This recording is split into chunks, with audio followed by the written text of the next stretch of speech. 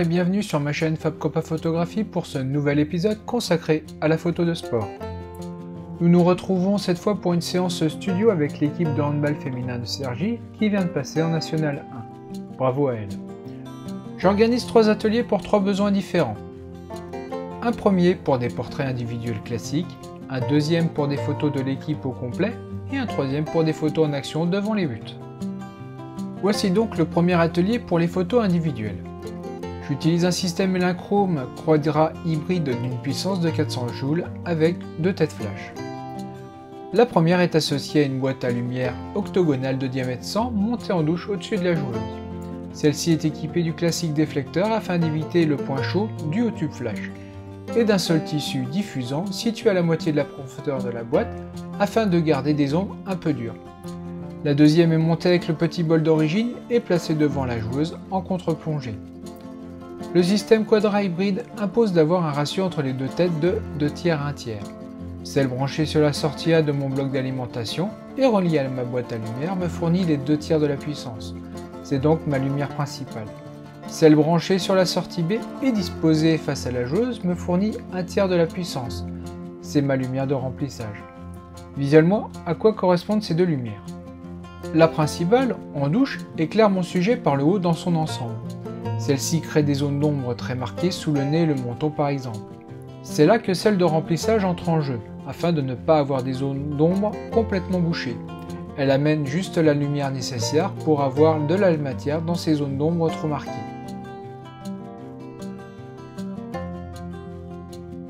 Pour rentrer dans le détail des réglages, je vais vous fournir quelques éléments. On va commencer par la synchro flash. C'est la vitesse maxi d'obturation à laquelle il est possible de faire une photo au flash en ayant l'intégralité du capteur exposé. Il faut savoir que sur un boîtier réflexe classique, l'exposition du capteur s'obtient par un premier rideau qui le découvre, puis d'un second qui le recouvre. En dessous de notre fameuse vitesse de synchro flash, le premier rideau découvre l'intégralité du capteur, puis dans un second temps, le deuxième rideau vient recouvrir celui-ci.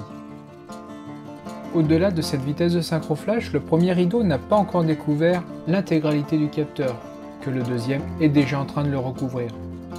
On se retrouve donc avec une bande noire sur la photo. Pour observer ces fameux rideaux, je vous invite à voir la vidéo réalisée en slow motion dont le lien est en description. On est donc fixé sur notre vitesse d'obturation. Si on est chez Canon, c'est 1/200e maxi. Si on est chez Nikon, c'est 1/250e maxi par exemple. Pour l'occasion, j'ai choisi 1/125e de seconde. Maintenant, comment fixer notre ouverture? Il faut savoir que notre éclair de flash dure bien moins longtemps que notre temps d'exposition. Tandis que nos rideaux vont exposer notre capteur pendant 1/250e ou 1/200e de seconde, notre flash, lui, va générer un éclair qui lui ne durera que quelques millièmes de seconde.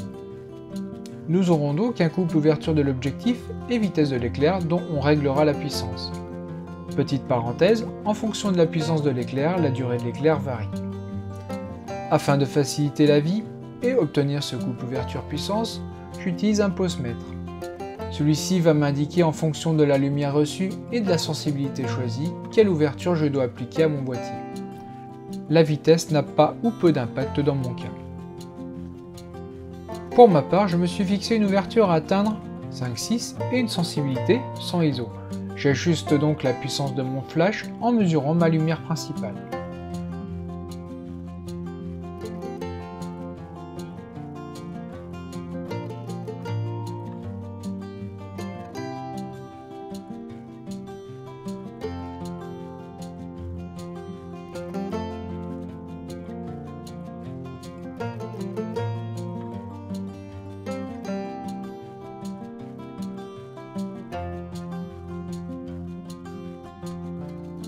Pour ce qui est de ma lumière de remplissage, qui elle est fixée à 1 tiers de ma puissance totale, mon paramètre d'ajustement sera la distance entre la tête de flash et le sujet. Rappelons au passage que la lumière reçue par le sujet évolue au carré de la distance, c'est-à-dire que si je double la distance entre flash et sujet, de 1 mètre à 2 mètres par exemple, il recevra 4 fois moins de lumière.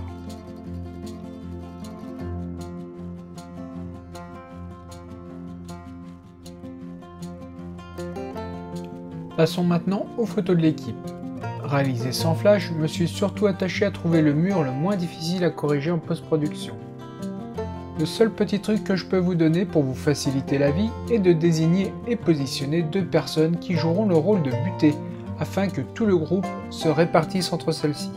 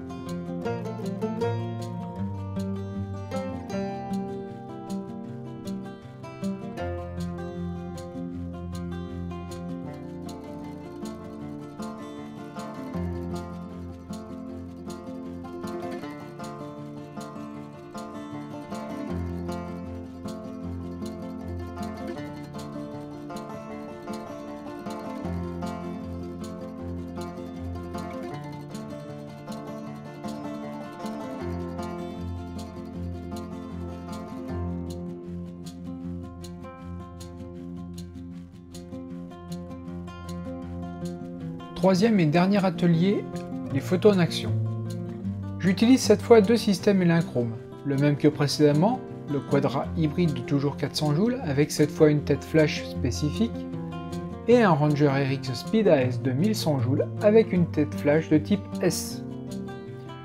La nuance se trouve également dans le choix du mode du déclencheur, un Elinchrom Transmitter Pro qui passe du mode normal au mode iSync. Dans ce mode iSync, nous pouvons nous affranchir de la vitesse de synchro flash. J'ai utilisé ce mode pour 2 raisons. Première raison, afin d'être sûr de figer le mouvement. Et deuxième raison, et pas des moindres, afin de me permettre de largement sous-exposer tout ce qui n'est pas éclairé par le flash et même de le plonger dans le noir complet. Dans mon cas, ma post-production a fortement été facilitée, car dans l'autre moitié du gymnase se déroulait un entraînement. Il y a quand même quelques inconvénients à ce mode. Du fait de la vitesse d'obturation plus élevée, il faut augmenter considérablement la puissance des flashs. C'est d'ailleurs pour ça que j'utilise le mode normal et les puissances assez faibles en portrait afin de ne pas aveugler et trop fatiguer les personnes. On évitera aussi dans ce mode une position trop frontale des têtes flash par rapport au sujet, soit très en hauteur, soit sur le côté ou les deux tant qu'à faire. On rajoutera aussi puissance élevée égale moins d'autonomie vu que je tourne sur batterie. Dernier inconvénient, pas de possibilité d'utiliser le pose-mètre. Il faut ajuster l'ensemble des paramètres en manuel. On utilise pour cela l'écran de son boîtier et on s'appuie sur l'histogramme et les rendus de test réalisés avec un volontaire. J'ai donc choisi des paramètres de prise de vue qui me permettaient de masquer complètement le fond en le plongeant dans une forte sous-exposition et de régler mes flashs afin d'exposer correctement mon sujet. Je suis arrivé côté boîtier au triangle d'exposition suivant. Sensibilité 100 ISO, vitesse 1/2500e et ouverture 6.3 pour assurer la zone de netteté. Voilà pour cette séance studio. Je vous laisse maintenant avec la vidéo, avec en fin de celle-ci quelques photos réalisées lors du shooting et un rappel dans le générique du matériel utilisé. N'hésitez pas à poser des questions en commentaire, j'y répondrai avec plaisir. Si vous avez apprécié la vidéo, lâchez un pouce haut et abonnez-vous à la chaîne. Merci et à bientôt.